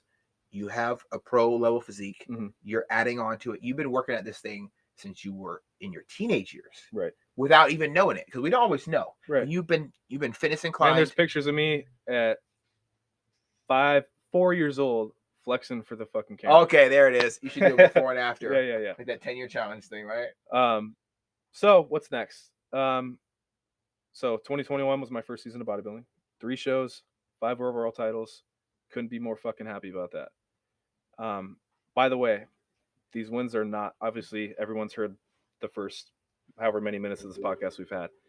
I don't claim all the fucking I don't claim all these victories as in it was all me, right? I have mad support, mad help, mad love, great energy, great motivators behind me. I share these wins with people who have helped support me along the way, right? Okay. 7 overall wins total. I had 2 this year. I've done 1 show this year so far. Next is the Amateur Olympia in about 5 weeks. I'm right back on prep as of today. I had 1 free day, enjoyed it with the family, enjoyed it with the girlfriend, and now it's fucking back to work. So December 14th in Vegas at the Planet Hollywood Casino is the Amateur Olympia. That's the week before the Olympia weekend, the biggest bodybuilding event in the entire fucking world. So Amateur Olympia, I will be competing on December 14th. Once again, just the 14th. It's not a 2-day show. I'm going to do classic physique and men's physique for a chance at getting a double pro card. That is the plan. And I think we got it in the bag. That's not me being cocky, but that's me being confident. Yeah, exactly. Man. Confidence over cockiness all day. Do not mistake the two. Okay. So classic physique is my passion. That's my love. That's my number one, obviously. But I love men's physique too, just because men's physique is bodybuilding. People shit on it all the time. Men's physique they go through the same, it's bodybuilding. It's a different class. That's all it is. They take up, and now if you look at the guys, they take off their board shorts. they're classic physique fucking competitors, man. Mm-hmm. They're growing. I'm seeing a lot. I know a lot of guys who compete in men's physique used to be in the military and they've injured stuff like their knees. Yeah. That too. Exactly. So you never know what's under those board shorts. Exactly. Until they flex out of them. Exactly, man. I got respect for any category you want to do. Whatever it is, if it's your passion and you're good at it, fucking go for it, man. Even if you're not good at it, if you love to do it, just go for it. Yeah. So anyway, December, Amateur Olympia, top 3 in every overall get their pro card. I'm coming for the overall title. So I think we're going to do it, and I'm very excited. So again, back to the pro card credential thing. Being an IFBB pro doesn't mean jack shit. Okay, that's one step of the journey. That's the current focus. I'm putting all in effort to that because, these things take steps. It's one thing at a time. You can think of the whole goal in the end goal, the end result, but you have to set those small goals along the way, or else you're not going to get there. If you're overwhelming yourself with too much at once, you're just going to fuck yourself over. Mm-hmm. So one thing at a time, one day at a time, one rep at a time. That's how you do it. Win the day, as Hunter Labrada says. He says, "Win the day." I love it. He says, "Win the day." So, and I stand by that. I preach that all the time. I think about that every single day. Win the fucking day. That's what it's about. So, and I'm very happy to represent Clickway Coaching. Brian Click, my fucking brother for life. My girlfriend, Christina Pettit. I also want to shout her out because she is the love of my life. I love this girl so much. I was talking to Eddie before we started this podcast. I'm a very independent guy. I don't commit to relationships very easily, which is why people like Brian Click and Christina are very, very important to me. I grew up always wanting to do things on my own and not wanting to rely on people. And it's just overwhelming, the kind of support and love that I get from these people. And Christina and I, we are best friends, man. We're ourselves around each other. We're so alike. I love her to death, dude. We vibe and we just no matter what. You just click. Yeah, we just click, dude. Yeah, we just click. Yeah. There we Sorry. go. No, it's all good. I love that, man. The best relationships I've ever witnessed in my entire life, I've always been rooted in honest friendship and having a real, authentic relationship. Yeah. Starts at having that connection between two people. So I love that for you. I love that for her. Thank you, man. I think that's awesome, Thank dude. you. And it's important to have that relationship with your coach as well. Yeah. And real quick, I do also want to say this prep was the easiest prep I've done so far. Not only because obviously the more muscle you have, the easier it is to lose the body fat because your metabolism's cranked up every time you put more muscle on. Oh yeah. If you've been through it, you're expecting the worst because typically your first preps are the hardest. So then it's like, oh, it's a little bit easier this time. And it was smooth sailing, man. It was smooth fucking sailing. She prepped my fucking food. Oh, that's it. Nope. That's it. Okay, hold on. There. I prepped a lot of my food still, okay? But she cooks for me. She prepped a lot of my food. That's the biggest sign of love out there. Man, when we first hung out, we went to a rave last year with Brian. She told me, she was like, "Look, I want to be with you." And I told her, "Hey, I don't commit that easily. I'm just going to tell you right now, out of respect to you, I'm just going to tell you it's not going to happen. Let's be great friends. Let's have fun tonight and let's move on. And let's stay in touch. Let's be good friends." I could tell it hurt her feelings, but she took that very, very well. And she respected that I told her that because she's been hurt in the past from people, giving her bullshit, fake commitments and stuff like that. Yeah. She's had a very, rough going up herself, but that's a whole other story. We won't get into that. But, we ended up vibing and I ended up saying, you know what? I fucking love this girl. So we started dating. And she told me, she was like, "You're going to fucking dethrone C-Bum one day. And I want to go to that Olympia stage and watch you win. I want to prep your food for you. I want to help you with your posing routines." And that shit gave me chills, dude. And when she said that at first, I was like, whoa. I was like, all right, we're done here. Because that was way too much for me because I'm scared of commitment like that. But after, once I got more maturity sets in. And I was like, you know what? Let's do this. Let's give it a shot. And it paid the fuck off, man. It really did. So, where am I going with this? Anyway, I want to shout out her as well for capturing some amazing content from this prep in these shows. She has a YouTube channel. I want everyone to go subscribe. I'm gonna subscribe right now. Please do. What are we looking for? Just look up Christina Pettit.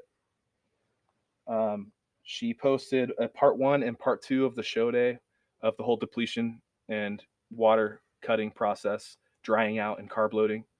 So the first part of the video is that going to the hotel and carbing up and water depleting. The second part is show day. Oh, there you are. Oh shit. Yeah, So I subscribe. Want everyone to go watch those. They're freaking amazing, and I am very happy with how they turned out. She got my speech and everything in there. Oh my goodness. You know what? Yeah, everyone please go follow. Wow, this is great content, yes, man. All right. So please go subscribe, go give those a like, turn on the bell button, all that good stuff. Also follow her Instagram. Her Instagram is, I don't even know her Instagram. You can just look up. But you know her name, okay? So that's okay. Yeah. So go ahead and give her Instagram a follow. It is Christina_Pettit36. And also give my Instagram a follow. It's simple, Jack Larson 99. That's it. Oh yeah, I'm gonna put this all over Instagram and all that. Don't worry, I promise.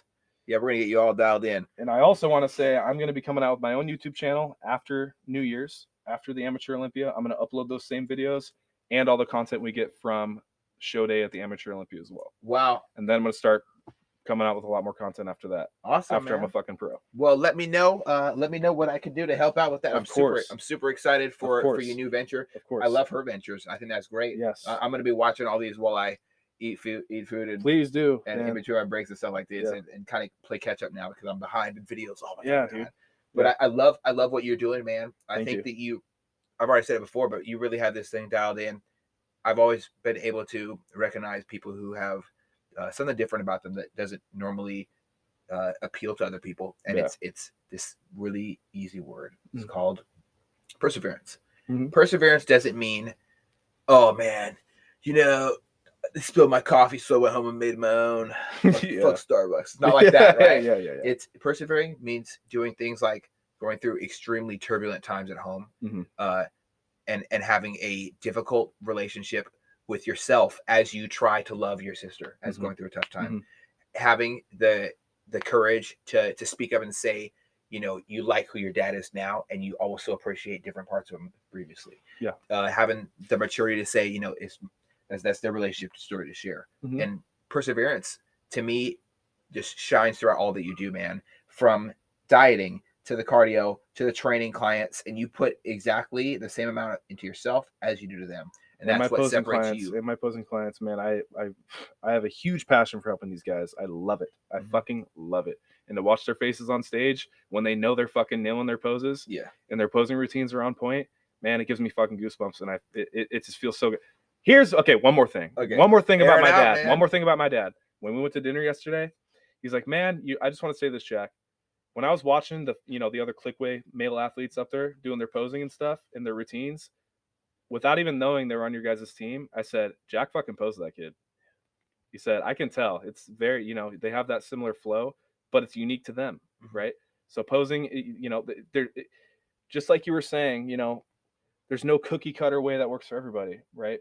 Everyone's physique's a little bit different. Everyone has their different personality. You got to connect their personality with their posing and their presentations. Or it doesn't look right. Exactly. It looks forced. They have to vibe to what they're, they got to pick the right song. They have to vibe to the shit. They have to feel it in their fucking soul, because that's going to translate to the stage, and it's going to wow the audience, and the judges love that. They're drawn to that. 100%, brother. Yep. 100%. Yep. And also, what's one simple thing that the judges love is breaking that character. Just be open and honest about who you are. Like you said, it comes out in the posing. A lot of times people make stern faces when they're really, really trying hard. Pose. Practice posing like it's the same way you practice repetitions and then you go harder to make more muscle. You have to practice your posing so often that it becomes not forced. If it doesn't look like you're doing it, that if you're not creating art on stage, the judges might overlook you, and that's something that goes across the board. I love what Ribic Productions have done, and I also love what Craig Productions have done in the past. I remember my first Emerald Cup meeting Phil Heath was wild, awesome, man. I was so that's fucking cool. It was overwhelming I now I'm growing up and I'm like, I met him. Wait a second, right? That's fucking awesome, it's super cool. I'm seeing people who used to train at my uncle's gym down in Colorado at freaking Mile High Club down in Texas with Brent Warren in Machiavelli motivation videos. Yeah. My goal for you one day is to be in Machiavelli motivation videos. Dude, that would be legit. That'd be hilarious. I'd be laughing so hard if that happens, man. And I really I told you so. Yeah. So I could be like, I fucking knew it was gonna happen. But thank you so much. I bet $100 you're gonna be on there. Anyways, I'm super excited for your future. So for those just starting out, kind of just wrapping this thing up. Yeah. For those who are just starting out and they're seeing a picture of you and they're seeing a picture of this competitor or that competitor, whatever, right? Yeah. Even a picture of me, if that's what helps them. Yeah. They're seeing a picture of something that they didn't think was physically achievable. What would you tell them the first 3 things that they're going to need on their little tool belt to start this journey of obtaining that physique? Number 1, the end result. How do I put this? What you see on Instagram is one very small portion of the whole picture. Extremely small portion of the whole picture. This translates to when I train clients and they see pictures of me. This is how I want to look, Jack. I want to look like you here on stage. I tell them, let me tell you something. This is not achievable. Okay? This takes serious commitment. Okay? Number 1. Number 2, if this is something that you are truly passionate about, I can help kickstart your journey to eventually obtain this goal. Okay? To be dehydrated, stuffing your face with thousands of grams of carbs to fill out for, with glycogen to be full on stage at the same time being dehydrated, thousands of milligrams of salt to get vascular and puff up on the stage as well. Extremely restrictive dieting for months on end. Man, that shit takes a toll on you, and it's not a sustainable way to live. Now, if you're doing this to be healthy in the long run and to live a healthy lifestyle, to lift weights, to be athletic, to feel good taking your shirt off on the beach, that's a completely different thing. You want to do that in the most sustainable way you can because you want to do that for the rest of your life. Bodybuilding is much different. This is a sport, and it's a rare thing that not a lot of people can do. And that's no disrespect on people, because it's a niche, right? This is one avenue. Everyone has the thing that they like to do. Bodybuilding's my thing. If it ends up being your thing, awesome. I will help you get you there. I will link you up with my coach, Brian, because he is the number 1 fucking coach in the goddamn world. And I give you my word on that. This guy's going to the top, and I'm going with him. Okay. Number 2, these are all going to connect. But number 2 is prepare yourself for what's coming. Because again, it connects with number 1. This is going to be the hardest fucking thing you've ever done in your life. Because every challenge that you face along the way on top of the prep, it's going to make it that much harder. So if you go through a hard breakup, typically that's going to be one of the hardest things that you go through in your life. Now imagine doing that on prep. Imagine losing a family member on prep. Yeah. Imagine losing your brother on prep. Imagine getting blown your shoulder out on prep like Eddie, getting injured, things that Eddie and I have had to deal with, things that Brian had to deal with. They both lost, a family member. I'm currently suffering in the sense of I will be losing a family member, right? And it's something, it's going to happen. It sucks. It's very sad, but it's going to happen. And I hate that it's going to happen, but it's going to happen. That's the reality. And small things become very, very, very difficult when you're on prep for a bodybuilding show. So prepare yourself. Number 3, treat people with respect. You fucking chose to prep. If you're doing a bodybuilding show, you chose to do that. You're making the commitment, not the people around you. So treat those people with respect. Do not treat them like shit, because you're the one that's making yourself cranky, and you got to realize how you're coming off to people around you. This is something that I learned during my first prep. I was rude to people. I caught myself multiple times, and I reflected on it, and I said, you know what? That's not who I am, and I'm not going to do that again. Okay? Way to rock, man. Be nice to people. Be nice to people. Treat people with respect. You chose this life. That's what I have to say. Those are my 3 things. Awesome, man. Yep. I think that's I was hoping those 3 things were going to come out of your mouth. Cool. Honestly, I had like 20 things I was hoping you were going to say, but those are the top 3 that stood out the most to me as Good. Well. Okay. The last thing I can say about bodybuilding for me is it doesn't have to be a 24/7 thing, but if you make it a 24/7 thing, that is going to give you the competitive edge. Right. I started off at 130 pounds. I bulked up to 175 for my first show, dropped down to 152 for my first show. Not the best thing to say about that. My second show, I bulked up to 185. But you learn from these things. Dropped down to 177. Yeah. So like a small, definitely a smaller drop. Yeah. But the muscle I had put on and the conditioning I was in, like people talk about peel, like I was sitting about. I took it extreme as because I let it go. So I took it. I did the fat measuring thing. Yeah. 2.9% body fat. Yeah, I was like lean as shit. I could have been less lean, but if I was less lean, I would have lost because there are people who outmuscled me. Yeah. Right. Conditioning is a major key, but conditioning only comes through mental conditioning, and that's what ties this mind to body connection. Freaking Bruce Lee said it. You sharpen the mind, the body will follow. Yeah. Right. If you work on your brain, you say, listen, I know I could take the easy route, the route of the fuck up, the route of the half-ass, or I could do this 100%. I'm not here for attention. I'm here for me. Yeah. And that's when you take the selfish, looking for ego, for attention, for inner looks from other people, right? More attention from that girl at the gym or whatever the fuck. And you take a look at yourself and say, I'm doing this for me. And that is when you really graduate to another level.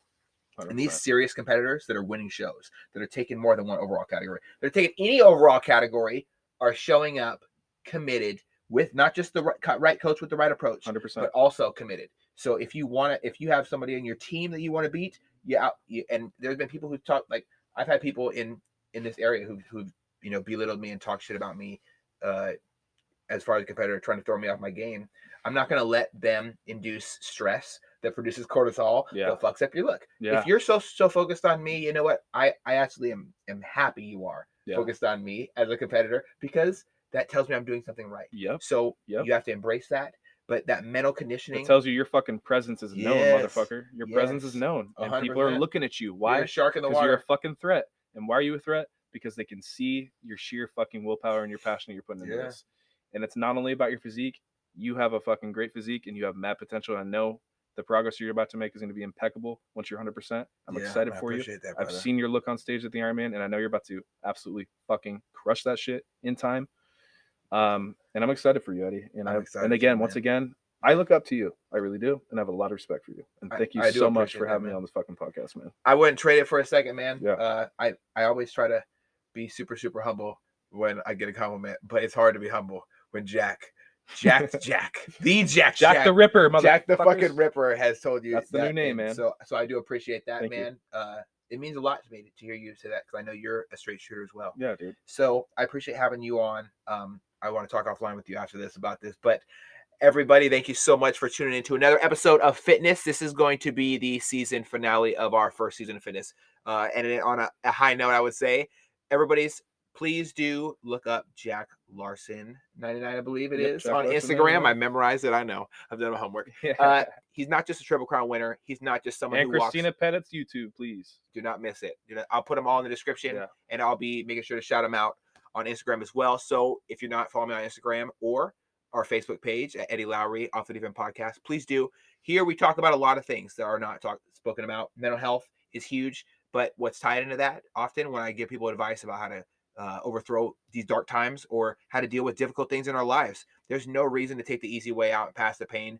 Persevere, please do. Just like Jack does with fitness, there's no reason why you can't do amazing things, and there's nothing you can't walk back from. So please do get up off your ass and do something great today. Much love, y'all. Thanks for listening. Thank you.